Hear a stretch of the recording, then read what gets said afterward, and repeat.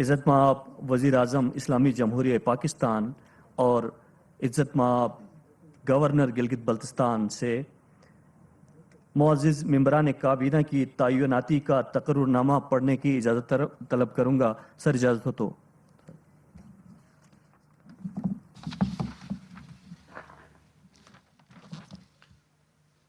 To be published in the next issue of Gazette of Government of Pakistan, Government of Gilgit-Baltistan, S&GA Department, Cabinet Wing, Gilgit-Baltistan Secretariat, Gilgit, dated the 2nd December 2020, notification number DSC-6/2020 into ministers. In exercise of powers conferred by Article 38(1) of the Government of Gilgit-Baltistan Order 2018, the Governor Gilgit-Baltistan has been pleased to appoint the following members of Gilgit-Baltistan Assembly as ministers/cabinet members of GB Cabinet on the recommendation of the Chief Minister Gilgit-Baltistan. White letter number SO/INC-2/10/2020 dated 1st December 2020. Number 1, Mr. Ubaidullah Beg, Senior Minister. Number 2, Raja Muhammad Zakaria Khan Makpoon, Senior Minister. Number 3, Mr. Fatullah Khan, Minister. Number 4, Mr. Javed Ali Manwa, Minister. Number 5, Mr. Muhammad Kazim, Minister. Number 6, Wazir Muhammad Salim, Minister. Number 7, Raja Nasir Ali Khan, Minister. Number 8, Raja Muhammad Azam Khan, Minister. Number 9, Haji Shah Beg, Minister. Number 10, Haji Gulbar Khan, Minister. Number 11, Mr. Mushtaq Hussain, Minister. Number 12, Haji Abdul Hamid, Minister. Para 2. Furthermore, in the light of Article 38(2) of the Government of Gilgit-Baltistan Order 2018, before entering upon office, a minister shall make before the governor oath in the form set out in the first schedule. By the order of the Governor Gilgit-Baltistan, Captain Retired Muhammad Khurram Agha, Chief Secretary, Distribution, copy to Managing Director, Printing Corporation of Pakistan Press, amongst others, signed Zafar Waqar Taj, Secretary, S&GAD and Cabinet, Gilgit-Baltistan. اب میں عزت مآب governor Gilgit Baltistan سے گزارش کروں گا کہ سر آپ اپنی نشست پر کھڑے ہو کر معزز وزرائے گلگت بلتستان کابینہ سے ان کے عہدے کا حلف لیں.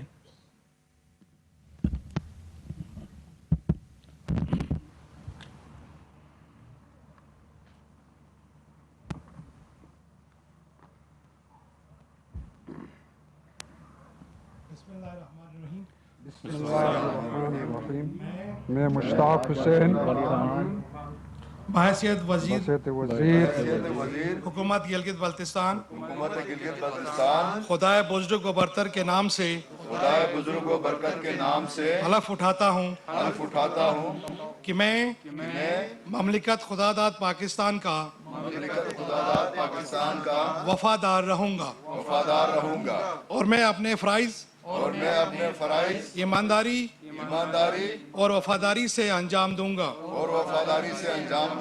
اور جو بھی دفتری راز بالواسطہ یا بلا واسطہ بحیثیت وزیر میرے علم میں آئے گا اس کی اطلاع کسی بھی شخص کو نہیں دوں گا اور نہ ہی کسی پر ظاہر کروں گا. اللہ میرا حامی و ناصر ہو. آپ سب کو بہت بہت مبارک ہو. میں معزز اراکین کابینہ سے گزارش کروں گا کہ حلف نامے پر اپنے اپنے دستخط ثبت کر کے اپنے سامنے رکھ دیں، جن کو گورنر ہاؤس کا سٹاف اٹھا کے پھر گورنر صاحب کی توثیق کے بعد کیبنٹ ونگ میں جمع کرائیں گے. خواتین و حضرات، معزز اراکین کابینہ کے حلف نامے پر دستخط ثبت کرنے کے ساتھ ہی حلف برداری کی تقریب اختتام پذیر ہوتی ہے. اب میں عزت مآب وزیر اعظم اسلامی جمہوریہ پاکستان جناب عمران خان صاحب سے گزارش کروں گا کہ وہ نو منتخب حکومت گلگت بلتستان معزز شرکا اور عوام گلگت بلتستان سے خطاب فرمائیں۔ معزز حاضرین، وزیر اعظم اسلامی جمہوریہ پاکستان جناب عمران خان صاحب آپ سے مخاطب۔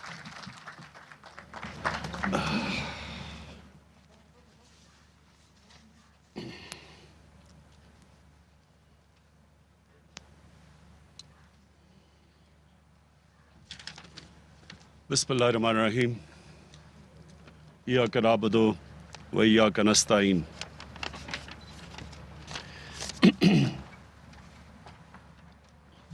اچھا ٹھیک ہے آج میں گلگت بلتستان کی کابینہ اور خاص طور پہ چیف منسٹر صاحب آپ کو مبارک بھی دیتا ہوں، اور میں یہ آپ سے امید لگاتا ہوں کہ انشاءاللہ یہ وہ منتخب حکومت گلگت بلتستان میں آئے گی جو کہ ایک نئی ٹریڈیشن پیدا کرے گی، ایک حکومت ایک ایسی آئے گی جو ایک ایسا گورننس کا سسٹم دے گی کہ ہمیشہ کے لیے آپ نئی سٹینڈرڈز قائم کر دیں گے۔ تو میں سب سے پہلے تو وہ پرائم منسٹر ہوں جو کوئی بھی پاکستان میں ایسا پرائم منسٹر نہیں جس نے یہ سارے علاقے کو اس طرح دیکھا ہو میں نے دیکھا ہے۔ 15 سال کی عمر میں پہلی دفعہ آیا تھا جب ابھی کارا کرم کا یہ سڑک بھی نہیں بنی تھی، ہائی وے نہیں بنی تھی، اور اس کے بعد میں کرکٹ کھیلتا رہا۔ جیسی کرکٹ سے مجھے فرصت ملی، کیونکہ سردیوں میں گرمیوں میں کرکٹ کھیلتا تھا، تو جیسے ملا تو پھر میں تب سے سارے علاقے میں پھر سے واپس آیا، اور میں آپ کا سارا علاقہ جانتا ہوں، آپ کے مسئلے جانتا ہوں، اور جو پوٹینشل ہے اس علاقے کا وہ بھی جانتا ہوں۔ اور میرے خیال میں کہ ہم جو انشاءاللہ ہماری یہ جو گورنمنٹ ہے، یہ جو ہم اب جس راستے پہ جس رخ پہ گلگت بلتستان کو اب ہم ڈالیں گے، یہ سب انشاءاللہ عوام کی زندگی بدل جائے گی۔ تو میں پہلے تو جو چیزیں ہم نے فیصلہ کیا کہ ہم آپ کے لیے کیا کام کریں گے، اب نئی حکومت آئی ہے کیا کرے گی آپ کے لیے، تو سب سے پہلے تو جو پروونشنل سٹیٹس ہے اس کے اوپر فوری طور پہ کام کریں گے، تاکہ جو احساس محرومی رہی ہے اب تک یہاں وہ دور کی جائے۔ میں جب بھی یہاں آتا تھا مجھے نوجوان یہ کہتے تھے کہ جی ہمیں بتائیں ہم کیا پاکستانی ہیں یا نہیں ہیں، ہمارے حقوق ہیں یا نہیں ہیں۔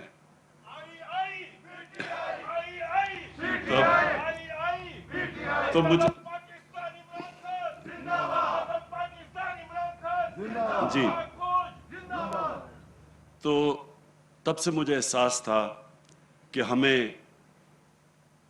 لوگوں کے لیے، نوجوانوں کے لیے، ان کو یہ احساس ہی نہ ہو کہ وہ پاکستان کے برابر کے شہری نہیں ہیں۔ یہ احساس دور کرنے کے لیے ضروری تھا کہ یہ جو ہم نے اب نیا آپ کے لیے سیٹ اپ بنایا، اور جو انشاءاللہ اس کے اوپر اب ڈیٹیلز میں کام ہوگا کہ کیسے آپ کا یہ پروویژنل سٹیٹس جو پروونس کا ہے اس کے اوپر پوری طرح کام کیا جائے، اور فوری طور پہ ہم کمیٹی بٹھائیں گے جو اس کے اوپر اب باقاعدہ ٹائم لائنز کے ساتھ کام کرے گی۔ تو یہ تو انشاءاللہ ایک بہت بڑا ایک جو ایشو تھا وہ ختم ہو جائے گا آپ کا، انشاءاللہ آپ کو یہ فیلنگ بالکل نہیں رہے گی۔ اور ہمیشہ جو دنیا کا سسٹم کامیاب سسٹم ہوتا ہے اس کے اندر سب سے بڑی چیز یہ ہوتی ہے سیلف گورننس۔ لوگوں کے پاس اختیار ہوتا ہے اپنی زندگی کے فیصلے کرنے کے لیے، کوئی باہر سے آ کے ان کو بتا نہیں سکتا۔ آپ لوگوں کو بہتر پتہ ہے کہ آپ کو کس طرح کی ڈیولپمنٹ چاہیے۔ ہم اسلام آباد سے آپ کو نہیں بتا سکتے کہ یہ پروجیکٹ اے بنایا جائے یا پروجیکٹ بی بنایا جائے، یہ آپ فیصلہ کر سکتے ہیں۔ تو ایک تو یہ میں آپ کو مبارک بھی دیتا ہوں کہ اس کے اوپر فوری طور پہ اب کام ہوگا، اور یہ ہماری ویژن کے ساتھ ساتھ یہ بھی ہے کہ جو ہم جب مدینہ کی ریاست کی بات کرتے ہیں تو اس میں سب سے امپورٹنٹ چیز مدینہ کی ریاست میں یہ تھی کہ انہوں نے جو پرائرٹائز کیا کہ کیسے کمزور طبقے کو اوپر اٹھانا ہے، جو لوگ پیچھے رہ گئے زندگی کی ریس میں ان کو اوپر کیسے لے کے آنا ہے. یہ نبی صلی اللہ علیہ وسلم نے مدینہ کی ریاست میں سب سے پہلے چیز کی تھی.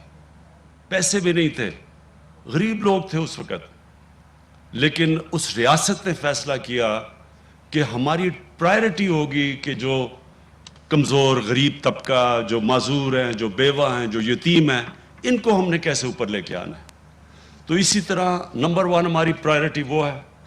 ہمارا احساس پروگرام جو ہم لے کے آئے ہیں پاکستان کی تاریخ میں سب سے بڑا پروگرام ہے، جس کو کہتے ہیں پاورٹی ایلیویشن، غربت ختم دور کرنے کے لیے. وہ انشاءاللہ ہمارا پروگرام شروع ہے.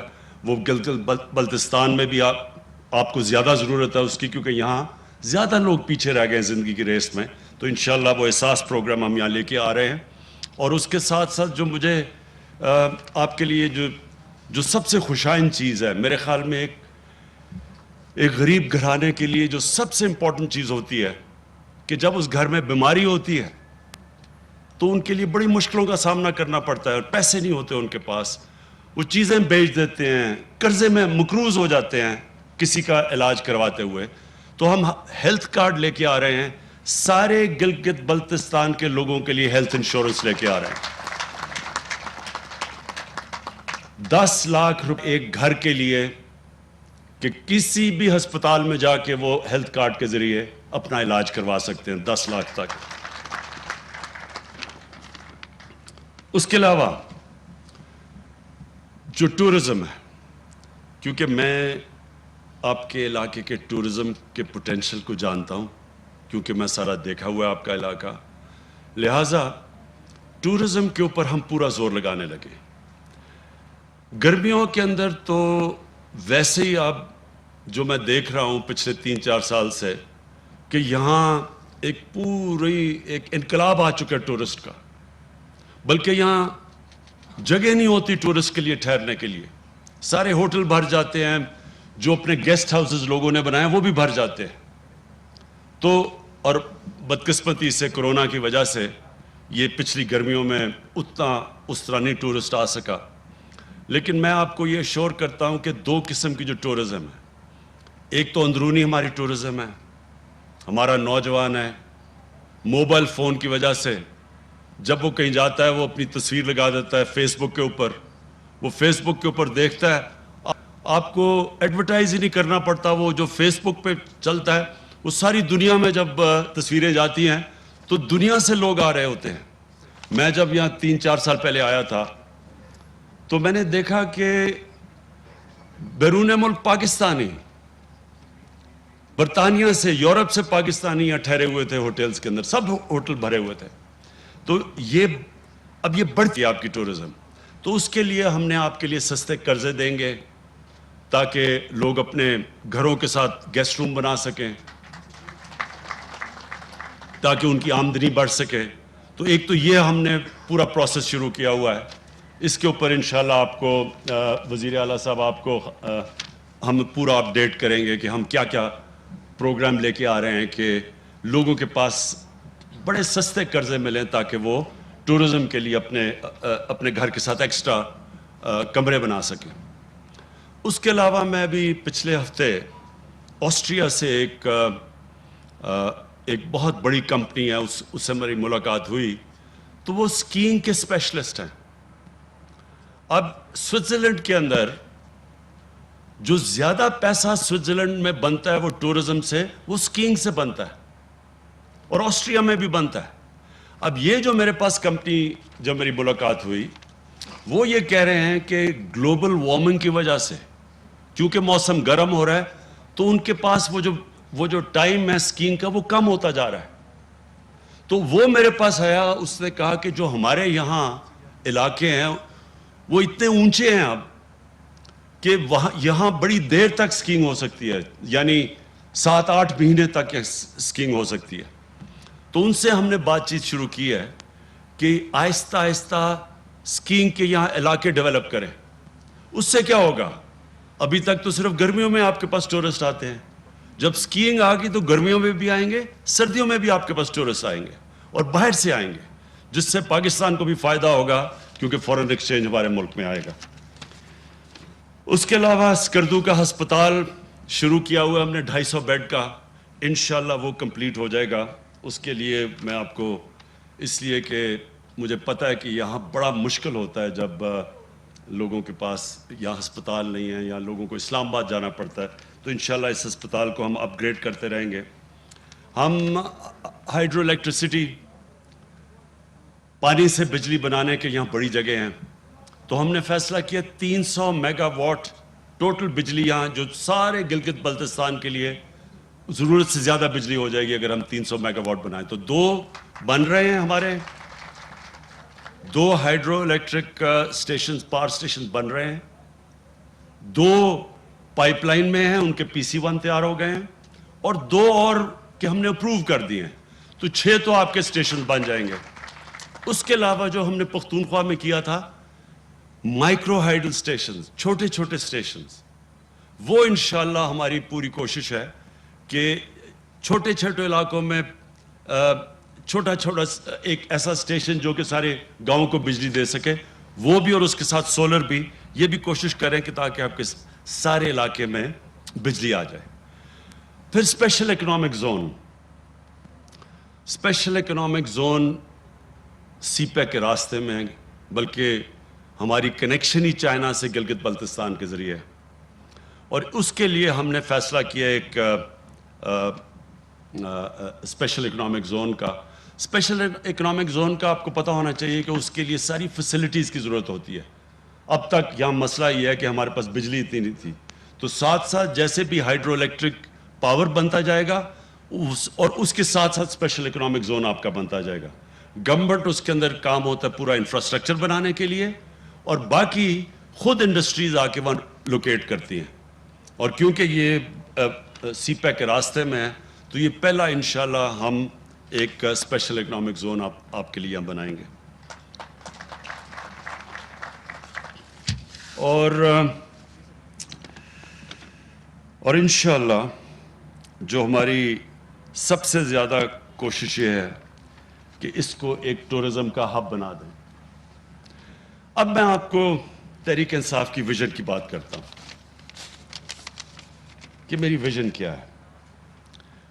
میری ویژن یہ ہے کہ ایک تو جب مدینہ کی ریاست کے اوپر چلتے ہوئے ان اصولوں پہ نچلے طبقے کے اوپر ہم پورا زور لگائیں, ان کو اوپر اٹھائیں, اللہ کی برکت آئے گی اس ملک پہ.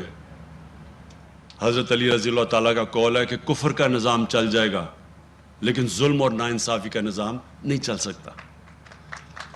جس ملک میں جو ریاست اپنے کمزور طبقے کا دھیان نہیں رکھتی وہ کبھی اوپر نہیں جا سکتی. یہ ذہن میں ڈال لیں, کیونکہ اللہ غریب کی تکلیف دیکھتا ہے. اس کی غریب کی جب وہ مشکل وقت میں اس کی جو آواز ہے وہ اللہ سنتا ہے. برکت نہیں آتی ان معاشروں میں. اسی لیے ہمارے نبی صلی اللہ علیہ وسلم نے اس کے باوجود کہ ان کے پاس وسائل نہیں تھے, انہوں نے سب سے زیادہ زور اپنے کمزور طبقے کو دیا. وہی انشاءاللہ ہماری اب کوشش ہے. ہیلتھ کارڈ ہے, احساس پروگرام ہے, لیکن اس کے ساتھ ساتھ جو ہمارے علاقے پیچھے رہ گئے ہیں ان علاقوں کے اوپر بھی ہمارا سب سے زیادہ زور ہے, جس میں گلگت بلتستان ایک علاقہ ہے, جس میں ہمارا قبائلی علاقہ جو مرج ڈسٹرکٹس ہیں وہ دوسرا ہے, اور تیسرا بلوچستان ہے. ابھی جو ساؤتھ بلوچستان میں گیا تھا تربت میں, تو وہ پیچھے رہ گیا ان کا. وہ بلوچستان میں بھی کوٹا کے ارد گرد علاقے بہتر ہیں, لیکن جو ساؤتھ میں وہ پیچھے رہ گئے ہیں. تو ادھر بھی ہم نے پوری اب زور لگا رہے ہیں کہ ساؤتھ کے اوپر بھی پورا بلوچستان کو اٹھائیں. تو ایک تو یہ ہے ہمارا. اور جو وزیر اعلیٰ صاحب آپ اور کابینہ کے لیے میرے لیے میں جو آخری بات کروں گا وہ یہ, دیکھیں جو لیڈر ہوتا ہے, لیڈر کی جو سب سے بڑی دو کوالٹیز وہ بہت ضروری ایک لیڈر میں ہونا ہوتی ہے، صادق اور امین۔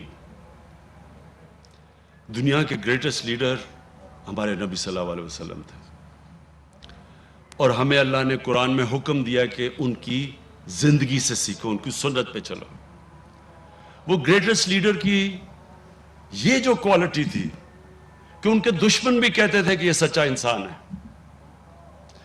انہی کے قدموں پہ چل کے جو میں اپنا بڑا لیڈر مانتا ہوں وہ قائد اعظم محمد علی جناح تھے۔ قائد اعظم کے بھی دشمن سب کہتے تھے کہ یہ آدمی سچا آدمی۔ وہ انگریزی میں تقریر کرتے تھے قائد اعظم، عوام کو سمجھ نہیں آتی تھی، لیکن کہتے تھے جو یہ کہہ رہا ہے وہ سچ ہی کہہ رہا ہے۔ میں یہ چاہتا ہوں کہ یہ بہت ضروری ہے کہ آپ کے اوپر جو یہ اللہ کی طرف سے ذمہ داری آتی ہے، بڑی ذمہ داری ہوتی ہے کہ آپ کو ایک خاص مقام دیا ہے وزیر اعلیٰ اور وزیروں کو کہ آپ اپنے لوگوں کی زندگی بہتر کر سکتے ہیں، تو بنیادی یہ دو چیزوں سے نہ ہٹنا، صادق اور امین۔ ایک حدیث ہے کہ شیطان انسان کے گناہوں کو پبلک میں نشر کر دیتا ہے، آپ چھپانے کی بھی کوشش کرتے ہیں، وہ گناہ باہر نکل آتا ہے۔ اب کس کو کیا پتا تھا کہ آپ نے اپنا نیب کا ہیڈ بھی رکھ لیا، آپ نے چارٹر آف ڈیموکریسی سے سمجھوتا بھی کر لیا، مکمکا بھی کر لیا دونوں سب سے۔ کسی کو کیا پتا تھا کہ پینما کے اندر انکشاف ہو جائے گا اور 4 جو بڑے بڑے محلات ہیں وہ باہر آ جائیں گے، اور اس کے بعد آپ کی پھر سے ٹرائل شروع ہو جائے گی۔ دیکھیں، یہ چوری چھپتی نہیں ہے، اور یہ چوری کو چھپانے کے لیے، ایک جھوٹ کو چھپانے کے لیے 100 جھوٹ بولنے پڑتے ہیں۔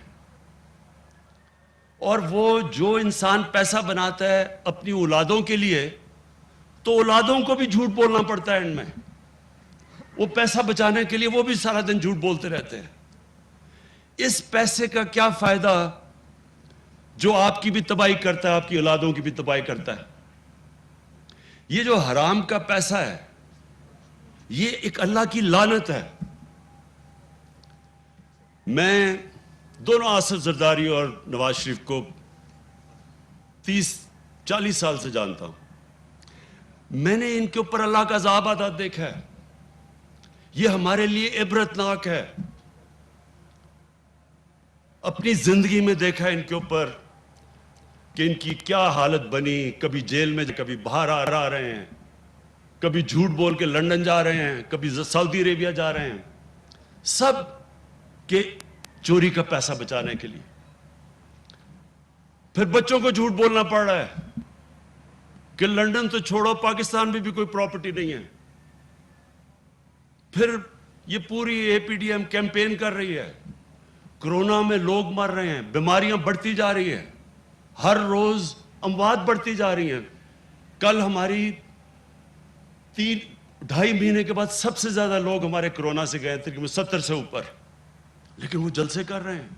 پتہ ہے کہ جب لوگ جمع ہوتے ہیں تو کرونا پھیل جاتی ہے، سب کو پتہ ہے۔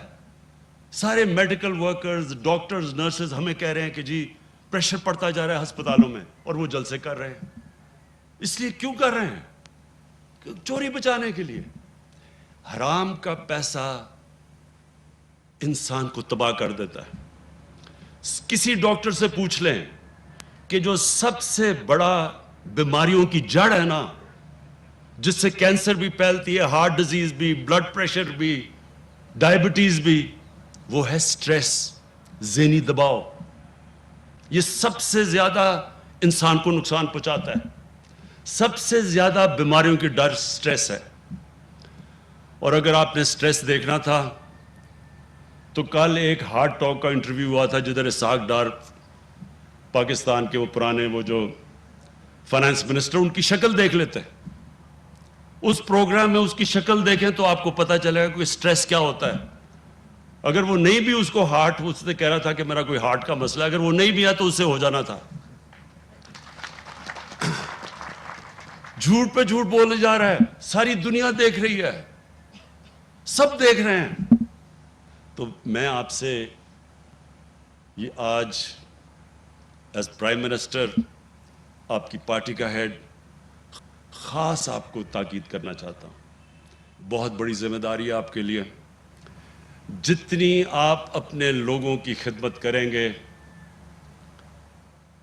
آپ کو اللہ بھی آپ سے خوش ہوگا، اور جب اللہ خوش ہوتا ہے تو آپ کے دل میں سکون ہوتا ہے. زندگی آپ کی جتنی مرضی مشکل ہو، آپ اچھی نیند، کوئی آپ کے اوپر دباؤ نہیں ہوگا، لوگوں کی دعائیں آئیں گی آپ کو. جب آپ ایک انسانیت کی مدد کرتے ہیں، یہ یاد رکھیں، اللہ آپ سے خوش ہوتا ہے. جب اللہ آپ سے خوش ہوتا ہے تو آپ کی روح خوش ہوتی ہے، اور روح کنیکٹڈ ہے اللہ کے ساتھ، اور وہ انسان کو سکون دیتی ہے. ہمارے نبی صلی اللہ علیہ وسلم، ان کی زندگی آسان نہیں تھی. ہم قرآن میں صرف ہم اپنی نماز جب پڑھتے ہیں تو ہم ایک ہی چیز مانگتے ہیں کہ اللہ ان کے راستے پہ لگا جن کو تو نے نعمتیں بخشی ہیں. تو اللہ کو تو حبیب ایک ہی تھا. قرآن میں تو ایک اللہ کا حبیب ہے، نبی صلی اللہ علیہ وسلم. تو ان کی، اس کا مطلب کہ ہمیں اللہ کہہ رہا ہے کہ ان کی زندگی سے سیکھو. تو نماز میں تو ہم یہ کہہ رہے ہیں نا کہ اللہ ان کے راستے پہ لگا. تو ان کا راستہ آسان نہیں تھا، بڑا مشکل راستہ تھا، بڑی اونچ نیچ مشکل وقت گزارا انہوں نے، لیکن سکون تھا ان کو. کبھی جو ان کو دیکھتا تھا مشکل سے مشکل وقت میں، ان کی شکل پہ کوئی سٹریس نہیں ہوتا تھا، کیونکہ ان کی روح خوش تھی، کیونکہ وہ اللہ کا کام کر رہے تھے. اور وہ ہے آپ کا کام. جب آپ اپنی عوام کی خدمت کریں گے، آپ اللہ کا کام کریں گے. آپ اللہ کا کام کریں گے، اللہ آپ کو وہ خوشی دے گا جو کبھی پیسہ وہ خوشی خرید نہیں سکتا. اور آپ انشاءاللہ اس گلگت بلتستان میں وہ چینج لے کے آئیں گے. ہم آپ کے ساتھ کھڑے ہیں، سینٹر آپ کی پوری مدد کرے گا. اور میں یہ چاہتا ہوں کہ جب آپ کا ٹائم پورا ہو تو گلگت بلتستان کے لوگوں کی زندگیاں بہتر ہو چکی ہوں. شکریہ. وزیر اعظم عمران خان تقریب سے خطاب کر رہے تھے گلگت بلتستان میں. انہوں نے کہا کہ نواز شریف اور آصف زرداری کو 30-40 سال سے جانتا ہوں، ان پر اللہ کا عذاب آتے دیکھا ہے. کبھی یہ جیل جا کر باہر آتے ہیں، کبھی جھوٹ بول کر لندن یا سعودی عرب چلے جاتے ہیں. انہوں نے کہا کہ ان پر عذاب آتے دیکھا ہے، یہ ہمارے لیے عبرت ناک سبق ہے. اسحاق ڈار کو کل دیکھنا تھا. اگر آپ کو دباؤ کو دیکھنا ہے تو ہارٹ ٹاک انٹرویو دیکھ لیتے اسحاق ڈار کا، اس میں اسحاق ڈار کی شکل دیکھ لیتے. اسحاق ڈار کو دل کا مسئلہ نہیں بھی تو اس انٹرویو کے بعد اسے ہو جانا تھا. حرام کا پیسہ انسان کو تباہ کر دیتا ہے. انہوں نے مزید کہا کہ ان کی وجہ سے ان کے بچوں کو بھی جھوٹ بولنا پڑتا ہے. نواز شریف اور آصف زرداری کو 30 اور 40 سال سے جانتا ہوں، ان پر اللہ کا عذاب آتے دیکھا ہے. کبھی یہ جیل جا کر باہر آ جاتے ہیں، کبھی جھوٹ بول کر یہ لندن یا پھر سعودی عرب چلے جاتے ہیں. مزید انہوں نے کہا کہ ان کی وجہ سے ان کے بچوں کو بھی جھوٹ بولنا پڑتا ہے. لوگ جمع ہوتے ہیں تو کرونا پھیلتا ہے، اور یہ جلسے کر رہے ہیں، اور یہ جلسے اس لیے کر رہے ہیں کہ اپنی چوری کو بچا سکے. انہوں نے مزید کہا کہ حرام کا پیسہ انسان کو تباہ کر دیتا ہے. کل آپ کو دباؤ دیکھنا تھا تو ہارٹ ٹاک انٹرویو میں اسحاق ڈار کی شکل دیکھ لیتے.